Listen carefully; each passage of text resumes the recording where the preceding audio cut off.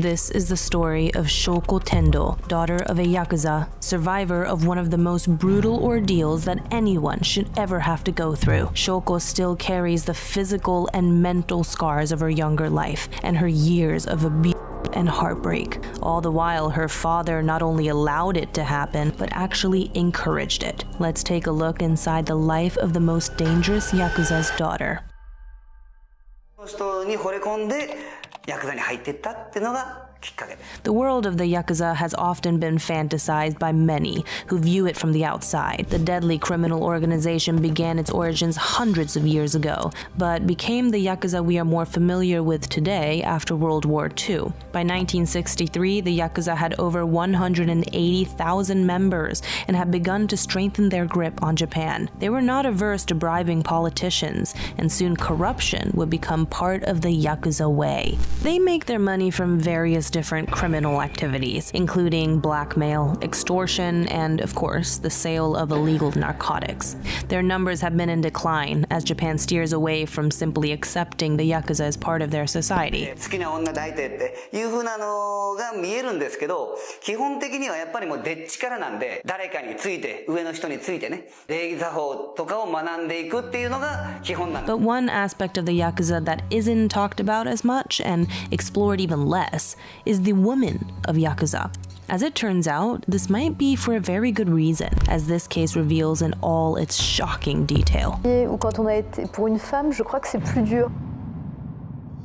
The story of Shoko Tendo is one of heartbreak and tragedy, and one that shocked many, as this victim decided to tell all in a no-holds-barred book that revealed the sickening treatment the Yakuza have committed, and this treatment isn't just inflicted on their enemies. Born in 1968, Shoko was one of 3 siblings to parents Hiroyasu and Satomi. Shoko was born into the Yakuza and lived in a beautiful house in Sakai, Osaka. They led comfortable lives, with their Yakuza father running several legitimate businesses, as well as his more darker profession. Being a Yakuza came with sacrifice, and going straight was precarious, as the gang tattoos tell any employer exactly what your past would have involved. In fact, Yakuza tattoos affect many parts of their lives, and former members have faced discrimination after their history has been uncovered. Shoko wasn't even 10 years old when she first experienced this discrimination. After the death of her grandmother, she saw her father and one of her uncles disputing over the will, and she claims her uncle told her father,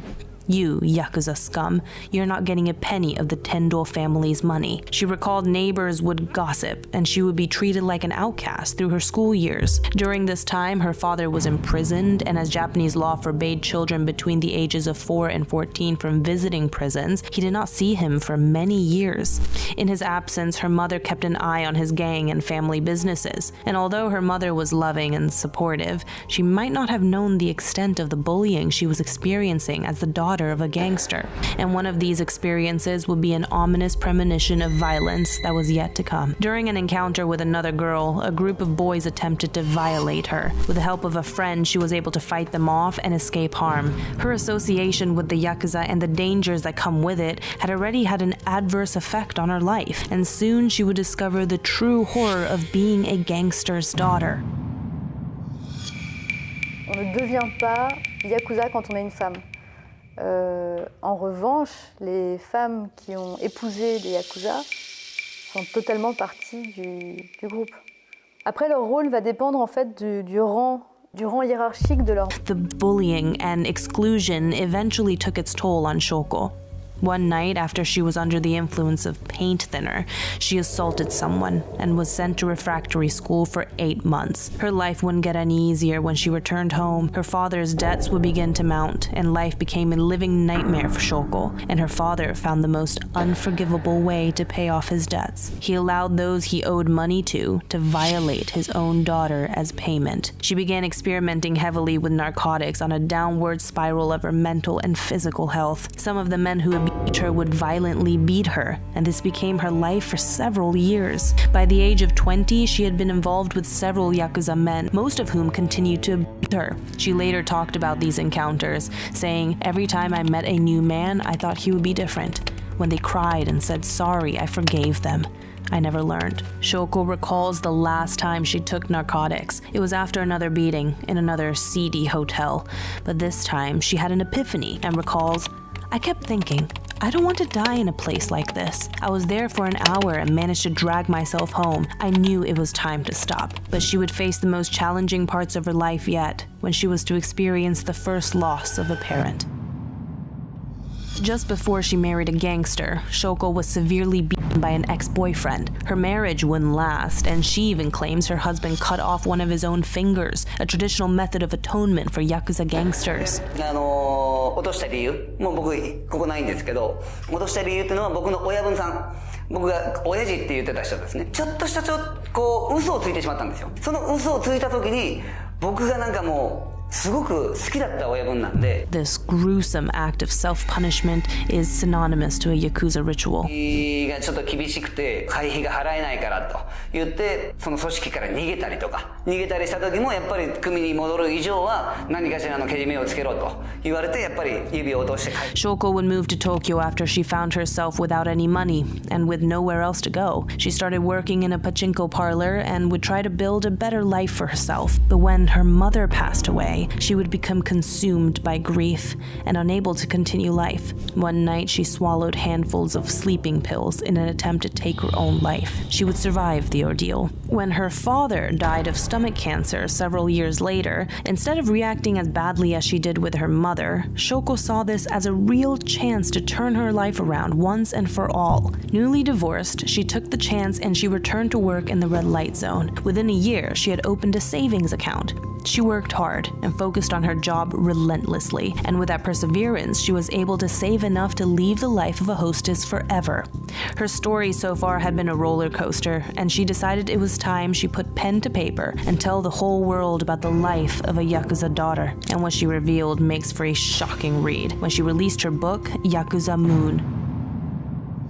Some of the more heartbreaking details of her story include the damage the years of violation and abuse taken, not just on the state of mind, but on her health as well. Her scars paint a terrifying picture of how violent Yakuza men could be towards their women. By the time she escaped their world, she had suffered broken bones and teeth, damaged eardrums, missing hair, and had suffered from the repercussion of her narcotic use. So brutal were these injuries that she eventually needed plastic surgery. Yet despite the pain she endured, often with knowledge of her father, she still speaks of him fondly while recalling some of his more violent moments with other members. She describes the first time she saw a Yakuza member after severing his own finger. My mother tried to shield my eyes, but I could still see the blood dripping from his hand. My dad was furious and split the guy's head open with an object in the hall. He said, "Why did you cut your finger off?" Shoko still visits the family cemetery in Sugomo, and even with the difficult relationship between her and her father, he still managed to encourage her in a letter he sent just before his death, where he said, "Shoko, please continue to believe in yourself." And believe in herself she did. Her books sold copies all around the world and have been translated into several languages. The gripping insight into the world of the Yakuza was even approved by some Yakuza members themselves. One of those wrote to her, telling Shoko that her portrayal of a gangster was as accurate as it could be. Maybe writing about her life has somehow helped heal the mental wounds she has endured, but one aspect of the Yakuza will never leave her: the Yakuza tattoo. Instead of shying away from the tattoos that cover her body, Shoko embraces them and sees them as an empowering part of her life. While famous Japanese artists and musicians can freely display their body art, the Yakuza live more concealed lives, and their tattoos have had an effect on the very culture of Japan. ないので、どうしてもやっぱり公の場で入れ墨を見せちゃうと、やっぱりこういいイメージは持たれないんで。見せびらかすのもあんまりいいとは思わないし、入れ墨って隠す美しさがあると思うんです。その秘密にする自分だけのものっていう。Many former members experience the kind of discrimination that comes with bearing tattoos, and some even take more extreme methods to live a normal life again. 僕もちょっと入ってるんですけど、ちょこっとだけじゃあお見せしましょうかね。手首まであったのが、今はやっぱりほら僕建築の仕事してるんで、ちょっとここまで消しました。 But for Shoko, her tattoos would become a lasting part of her life, and she even had more to cover the scars of her youth, covering her body in dragons, flowers, phoenixes, and courtesans. Although, like most former members, she feels the need to cover them up in Japanese society, she still feels the empowerment from her tattoos, and continues to add more, even after she had left the organization. Having seen tattoos from an early age, she became used to them, and even admired them, later saying that, "My father had a huge Buddha on his back, and many of the people who came to our house had tattoos. I knew that made them different from ordinary people, but also that the relationship between them was stronger than blood. I guess I felt that this was the world that I belonged to. I felt at home there." Yakuza tattoos are now becoming less frequent as their numbers decline. It was in 1992 that the Japanese authorities finally stood up to the deadly organization and gave their own people an ultimatum. This was the beginning of the end for the Yakuzas. The once tolerant police decided to take action against this shadow government. The Yakuza had infiltrated the stock market, real estate, airport management, and even nuclear power stations. These violent groups were everywhere, in key sectors of the economy. The Japanese government implemented the Anti-Boryokudan law in 1992. These strict anti-gang laws would not only make it easier for gang bosses to be arrested for the actions of their underlings, it also discouraged businesses from engaging with the Yakuza. In fact, if businesses were caught dealing with them, they would face a range of punishments. This does not just include business meetings or dealings. This can also be simply playing a round of golf with a Yakuza member. By doing this, the police shifted from directly punishing the gangs to allowing the social stigma to do the job for them. The effect was felt almost immediately, with many gangs fading away and the numbers dropping rapidly. Today, they find recruiting members harder than ever, and their numbers have gone from almost 200,000 at their peak to less than 40,000 today. Shoko Tendo is set to write a follow-up to her first book, and is now living as a single mother with a young child herself. She has talks about her new partner as a world away from the men she grew up with, describing him as almost comically different, very gentle and almost feminine. He freaks out when he sees my tattoos and tells me to cover them when we're out. But she maintains a happy and healthy life, living as an author and helping to educate Japan and the world on the life of a Yakuza daughter. Shoko Tendo's story is both heartbreaking and inspiring. She took herself from being an beaten victim into a writer, a mother, and an empowering woman. She continues to inspire to this day and embraces her past while looking only to her future. Let me know what you think of the case of Shoko Tendo. And don't forget to like and subscribe for more of the murky world of the criminal underworld.